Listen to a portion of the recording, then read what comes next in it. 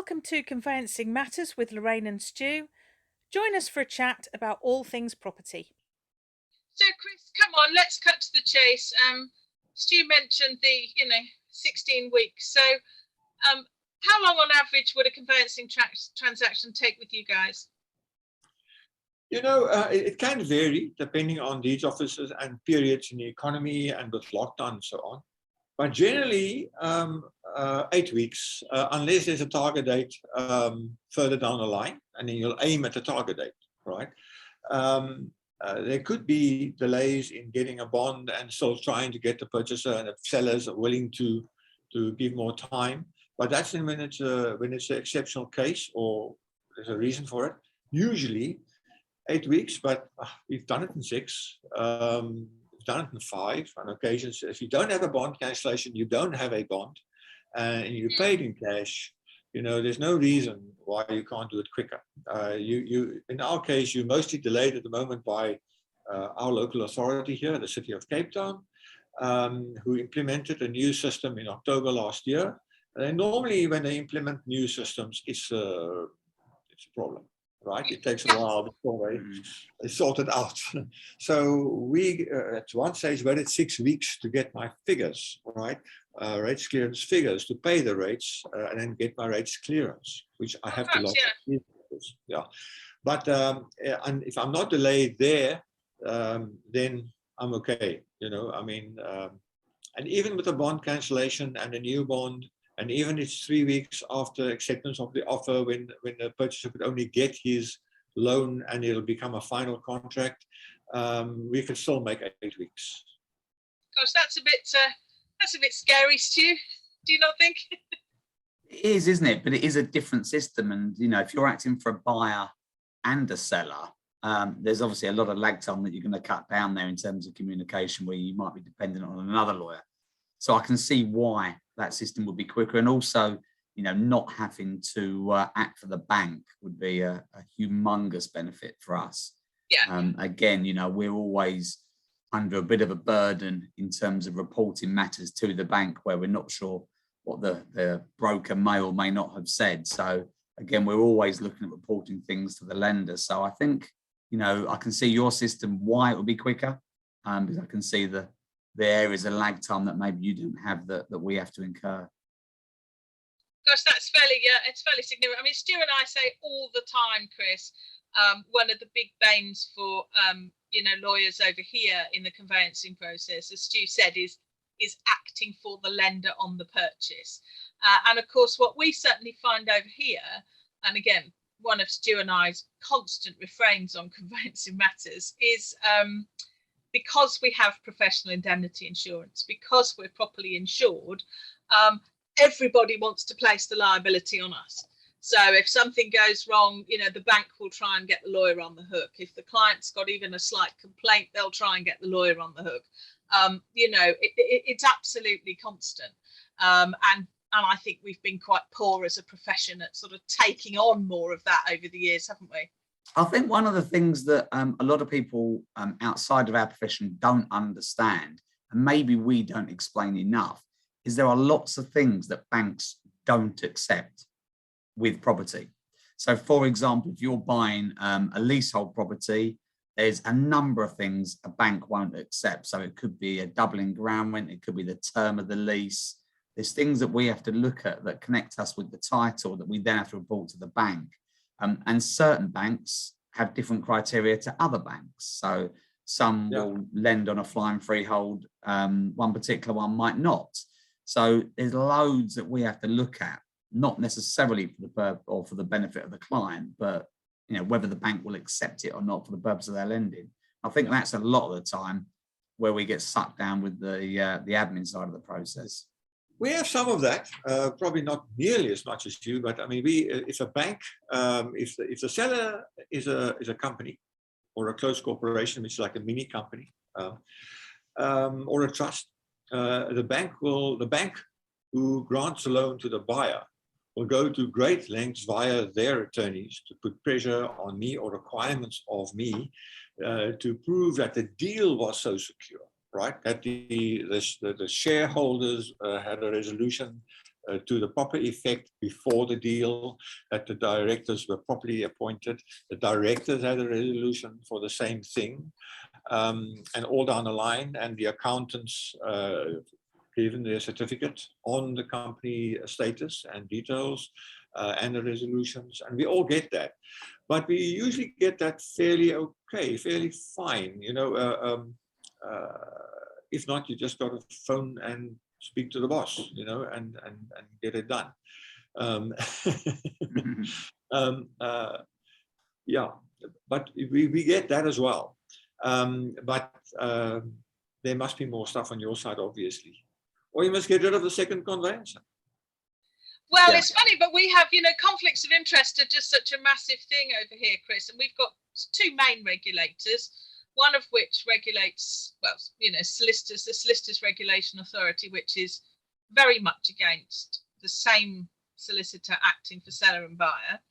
And actually the Council for Licensed Conveyancers, which actually, you know, is the regulators, you know, Stu's firm has chosen, which has a different attitude to conflicts between the seller and the buyer, and albeit they allow the same firm to act for seller and buyer in the same transaction, there are certain sort of stages that have to be gone through, and the clients have to be aware, and, you know, still different people in the firm have to act. You still can't have, you know, the same solicitor. We couldn't have Chris acting for Lorraine and Stu buying.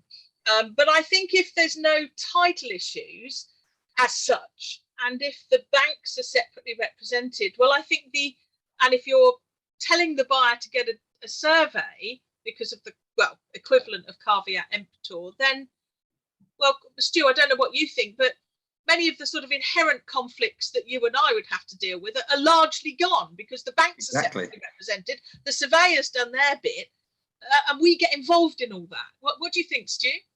I think that's exactly it. I think it's more coming down to sort of doing the actual conveyancing itself, rather than worrying about, you know, all these different things that we have to go through. And, you know, there's so many layers to everything that we do. It seems to be apparent that you guys don't have those layers. And I think, you know, the ability to sort of, you know, look at a transaction, look at a property and make a decision without having to, you know, go via another lawyer to find out information, you know, without having to potentially report it to the bank, is most definitely where sort of all our sort of time gets lost, I would say. Yeah, it's really interesting. Sorry, Chris, go on. Yeah, no, it is possible here for a firm who is on, let's say, all the banks panels. We've got 4 major commercial banks here. We really most of the bonds. There are others. Is there on a bank panel for bond registrations and for bond cancellations? You can do the transfer and the bond cancellation and the new bond. There's no restriction on that. Not even if I'm doing it all by myself, you know. But I mean, the banks do their bit as well. I mean, these days with you know, online instructions and uploading of documents to the bank, they do nothing, or they don't allow their bond cancellation attorney to lodge without them being happy the guarantees are in place. The new bond practice, registering a new bond, the same. I mean, the bank will not allow them to lodge in a batch with any other attorney their bond documents unless the bank is happy. They get a proceed from the bank. So once they get a proceed from the bank, I mean, the attorney has done his bit to full extent and the bank is satisfied, and off you go. So, Chris, what would you say then? You know, it's a bit like what's your favourite colour and what's your favourite food, but which would you say are the, you know, what would you say is the best part of the you know, the conveyancing process within your jurisdiction? Because you've heard about the, you know, the grim bits of ours, and if you could improve one area, what would you improve? So really, what would you say are the sort of best and worst aspects of the process in South Africa, Chris? Well, I think the security of title is a very little worrisome for us. It's not really an issue. Right, we're pretty much sure it works. So but of course now, what can be better would be to have less admin, but you've got more admin. and to get the other role players, such as your local authority and banks at times, to be more cooperative and getting it done, more smoothly and quickly. But we are all manual in the sense that I still lodge a physical deed by hand in the deeds office, get examined in the deeds office by 3 examiners, junior, senior, and then the last top of the range one, before it comes out with notes, right? Telling me, well, there's a discrepancy here. We find in the records that this person's name is spelled differently. Find out what's wrong and fix it, right? So that's where we are with that. And those surprises can jump out, but generally it's not a problem. The deeds office at the moment is very cooperative. It's really a 7 workday cycle, I would say. And and at the moment, as I say, just the local authority. So your method of actual sort of transfer of the title, Chris, is still literally turning up to an office with a deed in your hand. It's completely manual. Yeah, I mean, in the old days we lodged 2, right? One which they filed in a book there. Just now they scan or microfilm it and give it back to you, right? Yeah. But you still have your physical title, the original, which if you lose it, you've got to have it properly replaced by the deeds office. Oh, that's interesting, because obviously our land registration system is very sort of different to that, because it's all computerized now. Yeah. It has been for a long time, and we physically don't have to go anywhere now. We can complete with anybody at any time in the country, well, Monday to Friday during banking hours, but we physically don't have to go anywhere. I'm sitting in my office at home, and I don't now because I only locum, but I could I could run a transaction with Stu in his office, and neither of us would have to go anywhere. So how did you cope, Chris, as a matter of interest with, because clearly, the pandemic, hit South Africa very, very hard. You've had very, very stringent lockdowns, much longer and more stringent than ours. So how did you cope with that practically? Those are issues around the fact that so much of what you do is face-to-face and manual and physical, handing bits of paper over. How did you deal with that in lockdown? Well, only just. I dealt with that, really. I'll tell you what, of course, there were periods, 5 weeks initially, when we couldn't go to our offices. We were like at home, right? Home arrest. Then the deeds office was extremely panic-stricken. I don't know what you call it. But you couldn't actually work properly with them. And still now at this stage, our clerks and our article clerks, candidate attorneys, can't go into the deeds office. So my colleague Mareka and I do everything from when we need to do a search on a property, on the deeds office records, we can do that after executions, right? So this morning I went to execute our transactions, and I got handed in applications for lost copies, or and went to look for if a servitude was applicable or not, and then I'm back. So I could spend an hour or so, hour and a half, maybe on a morning 3 times a week or 2 times a week. We alternate to do that, right? Attorneys away from Cape Town don't do that. We do that on their behalf. Oh, So okay, the agents. I was going to ask you that, because did you say you've got 9 deeds offices across the country? So 9 deeds offices. Are your conveyancing firms tend to be sort of centred around where the deeds offices are based? The city firms, yeah, but I mean there are firms, in every little corner of the country. So those guys we call our correspondent attorneys, and we have a personal relationship with them. They send us the work, so they'll do the preliminary work will be done in, let's say, a town like Montague or Carcamas, and they will do this whole story with a contract and the FICA and everything, and then when the documents have been signed, they'll send to me the signed power of attorney, the transfer receipt, the rates clearance, the old title, and maybe the new title, unless I do it here, and tell me I'm going to link with those attorneys for the bond cancellation, with those attorneys for the new bond. And we also in town, of course, we link up and then finalize it here at a share of the fee. So that's how it works here. Gosh, Stu, that sounds like sort of days of yore for us, doesn't it?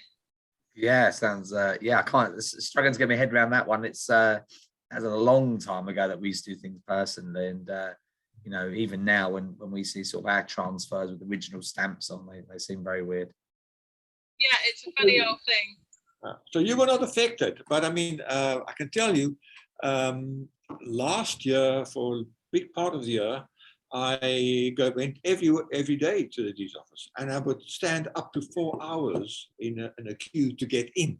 Oh my word! So they would only allow a certain number of people inside the deeds office in case of COVID. You know, I mean, so distancing and whatever. And that was pretty ridiculous. I mean, we had a curfew until 4 o'clock in the morning, and sometimes we'd be there at 4, right, or just after 4, to get in by 8 or maybe 8:30 or 9, right? Or you just come here really late. Some people would just only come at 10 and then get in by maybe 11:30, and sometimes not be able to do their business because they just are too late. So that was quite challenging.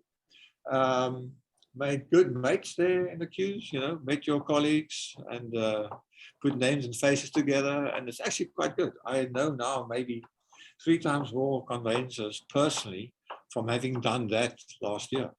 Gosh, that's interesting, because what the pandemic sort of caused over here, Chris, was a really an even greater sort of hastening of everything being sort of, you know, computerized online.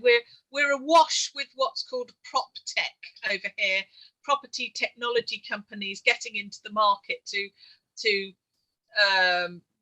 streamline parts of the process. But what that's ended up with, and I can, you know, I'm independent because I don't work for anybody apart from myself, and what I see, Chris, over here is that from a prop tech point, it's just led to a massive fragmentation of the market. So you've got different companies that offer, you know, anti-money laundering and ID checks. You've got different companies that do, you know, searches, for example. You know, it's just becoming very, very fragmented. And actually, to my mind, I don't think that's necessarily going to speed the process up, because you've got just a whole load of different, you know, parts of the process now that we sort of didn't have before. I mean, I don't know your views, Stu, but Yeah, I think that, you know, there's a lot of sort of problems that some of this tech can solve, and a lot of tech has solved problems that we never had in the first place. So there's always a balance to it. But everything over here is now digitalized. So yeah, so in terms of COVID, would have been completely different to what you've had to go through. Well, yeah, I mean, since 1997, I think I've attended little talks at the deeds office about electronic lodgement, right? Yeah. That you will not have to go there physically, you can lodge electronically. Well, and we had a very serious talk about that just before COVID, and it was going to be implemented in 2023. Now, for the last 2 years, there's been no talk about it, right? And I'm pretty certain, you know, I'll bet all my Bitcoin on it not being implemented next year, or in the next 10 years, maybe even. And why do you think that is, Chris? Because that's really interesting. Because what it's driven by the state. It's driven by the state. Yeah. And what's the? I mean, is it a lack of money, a lack of will? Is there a vested interest? Do they think that everything will be hacked?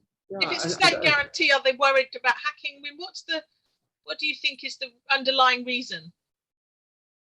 I actually don't know, because you don't get news about it. They just disappear. Now, I'm not sure, you know, whether it is just our government or governments in general. I mean, I think our government and our state, you know, the state management is not as good as it could be. That's just, you know, a very, very soft comment on that. You know what Milton Friedman said, right? If you ask the government to manage the desert, they'll run out of sand in 5 years' time. Now, that kind of thing would still happen, you know, in government. I mean, there is just so much going on here but it's not being done at Home Affairs or wherever, that, you know, I'm not surprised that this project hasn't come off the rails. We can't get mediation properly going in our courts. There's now at least a rule which says we must mediate in the process. But mediation here is not really driven by the state. Well, I suppose, to be fair, Chris, I mean, I was a bit shocked a few years ago to discover that, you know, Cape Town was one of the sort of, you know, first major cities in the world that might have run out of water. So I suppose maybe if that's the case, then maybe electronic deeds lodgement isn't top of the list. Well, Chris, we could probably talk about this all day, but we've taken a goodly chunk of your time, and you know, it's been really, really interesting. I'm, you know, really interested that you're, on the one hand, experiencing similar frauds to us, you know, around sort of emails and hacking, but on the right at the other end of the spectrum, you're still having to go and stand outside a building to complete. So, Stu, that's really interesting for us, isn't it? Oh, it certainly is. That's not even the virus' fault. It was the lockdown restrictions' fault. I mean, you could have done it differently than that, right? It was not really necessary, but it happened. Yeah, well, I must thank you for really, I mean, I understand your system and your frustrations much better. I will not be immigrating to England. To be honest, Chris, you better stand aside and open the doors, because I can see you're going to get a stampede from Stu and I. I might come and do some work experience. I love Cape Town. So Cape Town is a great place to live and work. So yeah, come and join us. Yeah, well, I think if I ever get over there again, I will certainly come and knock on your door. But Stu, that's been really interesting for us, hasn't it? Yeah, it's been really interesting, insightful, Chris. Thank you so much for your time. Pleasure. Thanks for joining us, Chris. You take care now. You too. Thank you. Bye.